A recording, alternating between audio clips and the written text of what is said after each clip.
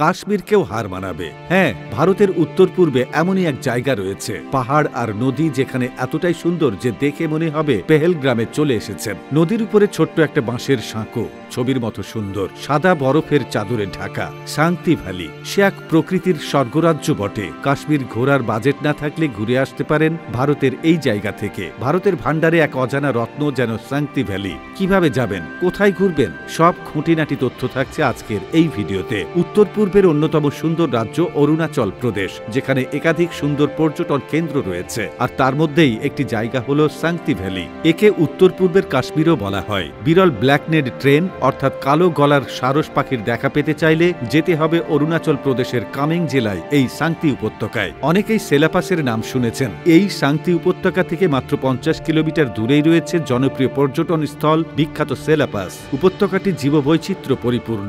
এই এলাকাতে কালো গলা সারসের মূলত শীতকালে এই বিরল পাখির দেখা মিললেও বসন্তের শেষ পর্যন্ত উপত্যকায় বাসা বেঁধে থাকে এরা। এই এলাকাতেই কিউই ফলের চাষ হয়, আর সেই কিউই বাগান দেখলে চোখ জুড়িয়ে যাবে। শান্তি উপত্যকার অন্যতম হল পাহাড়ের কোলে বয়ে চলা নদী। এই নদীকেই কেন্দ্র করে গড়ে উঠেছে গ্রাম, যেখানে বাস করেন মংপা উপজাতির লোকজন, যারা মহাজন বৌদ্ধ ধর্মাবলম্বী। এই গ্রামের বাড়িগুলো মূলত কাঠ এবং পাথর দিয়ে তৈরি। বাসিন্দারা বেশিরভাগই ভুট্টা চাষ করে জীবিকা নির্বাহ করে থাকেন। এখানে ক্যাম্পিং এরও সুযোগ রয়েছে। নদীর আশেপাশে তো বটেই, জঙ্গলের ভেতরেও রয়েছে একাধিক ক্যাম্পিং সাইট। রয়েছে লাইসেন্সপ্রাপ্ত ট্যুর অপারেটররাও, যাদের থেকে ক্যাম্পিং এর বিভিন্ন সরঞ্জাম ভাড়া পাওয়া যায়। টেন্ট তো রয়েইছে, স্লিপিং ব্যাগে থাকার সুযোগও মিলবে। শান্তি থেকে মাত্র 15 কিলোমিটার দূরেই রয়েছে দিরাং গ্রাম। সেখানে রয়েছে ইট স্প্রিং অর্থাৎ উষ্ণ প্রস্রবণ এবং একটি সুপ্রাচীন জায়গা, যার অপরূপ প্রাকৃতিক সৌন্দর্যের জন্য বিখ্যাত তাওয়াং। শান্তি উপত্যকা থেকে তাওয়াং এর দূরত্ব 150 কিলোমিটার। তাছাড়াও শান্তি থেকে মাত্র 100 কিলোমিটার দূরেই রয়েছে বিখ্যাত বোমডিলা।